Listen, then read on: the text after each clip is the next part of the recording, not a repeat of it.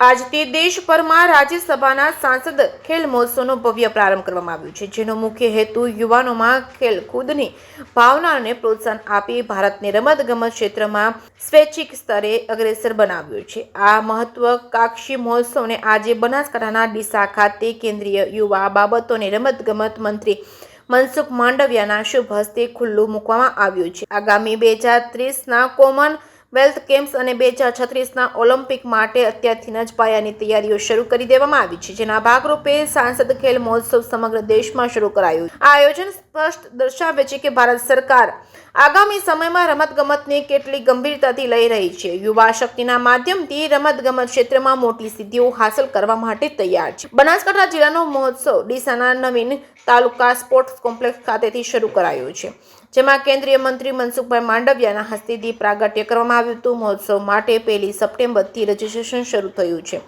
બનાસકાંઠા જિલ્લામાં અત્યાર સુધીમાં 3 લાખથી વધુ રમતવીરોએ નોંધણી કરાવી છે, જે ખેલ પ્રત્યેના યુવાનોના ઉત્સાહને દર્શાવે છે. આગામી 25 ડિસેમ્બર સુધી ચાલનારા આ મહોત્સવમાં એથ્લેટિક્સની 100 મીટર દોડ, લાંબી કૂદ, કબડ્ડી, ખોખો, વોલીબોલ, બાસ્કેટબોલ, રસ્સાખેંચ, ગોળાફેંક, યોગાસન સહિતની 20 જેટલી અલગ અલગ રમતોનું આયોજન કરવામાં આવ્યું છે. કેન્દ્રીય રમતગમત મંત્રી મનસુખ માંડવિયાએ પ્રસંગે જણાવ્યું હતું કે આ ખેલ મહોત્સવ માત્ર સ્પર્ધા નથી, પરંતુ ભારતના યુવાનોની શક્તિ અને સંકલ્પનું પ્રતીક છે.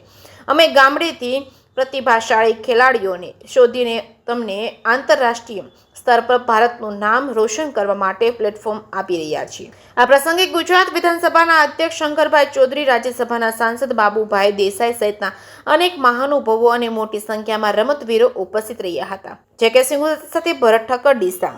બનાસકાંઠા લોકસભા ક્ષેત્રમાં સાંસદ ખેલ મહોત્સવના શુભારંભ પ્રસંગે મને ઉપસ્થિત રહેવાનો અવસર મળ્યો. સાંસદ ખેલ મહોત્સવ એ સાંસદ અને આપણા રાજ્યસભાના સભ્ય અને ભારતીય જનતા પાર્ટીના રાષ્ટ્રીય અધ્યક્ષ આદરણીય નડ્ડાજીએ બનાસકાંઠા લોકસભા ક્ષેત્રને સાંસદ ખેલ મહોત્સવ તરીકે પસંદ કર્યો. એમના પ્રયાસોથી બનાસકાંઠા જિલ્લાની અંદર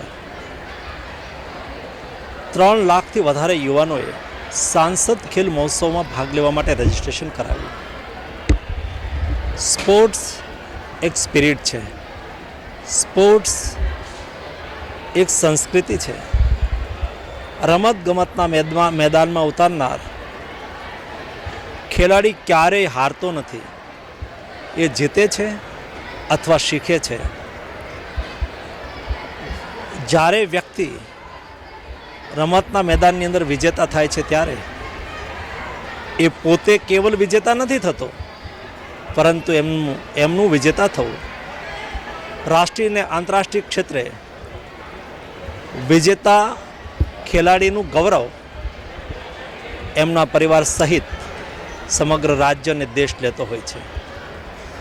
જ્યારે દેશ કોમનવેલ્થની આયોજનની તૈયારી કરી રહ્યો છે, કોમનવેલ્થનું બીડ જીતી લીધું છે, અમદાવાદની અંદર કોમનવેલ્થનું આયોજન થવાનું છે, અને જ્યારે ઓલિમ્પિક્સ માટે બીડ કર્યું છે ત્યારે દેશની અંદર સ્પોર્ટ્સ આગળ વધે, મેડલ ટેલીની અંદર દેશ આગળ વધે અને સ્પોર્ટ્સની અંદર આગામી 10 વર્ષની અંદર મેડલ ટેલીમાં ભારત 1 થી 10 ક્રમની અંદર વિશ્વની અંદર સ્થાન પ્રાપ્ત કરે. અને જ્યારે દેશ આઝાદીનું શતાબ્દી વર્ષ મનાવતો હોય ત્યારે ભારત 1 થી 5 ક્રમના સ્પોર્ટિંગ નેશનની અંદર પોતાનું સ્થાન પ્રાપ્ત કરે, એ દિશાની અંદર ભારત સરકારનું રમતગમત મંત્રાલય અને રાજ્યનું રમતગમત મંત્રાલય સાથે મળીને પ્રયાસ કરી રહ્યા છે.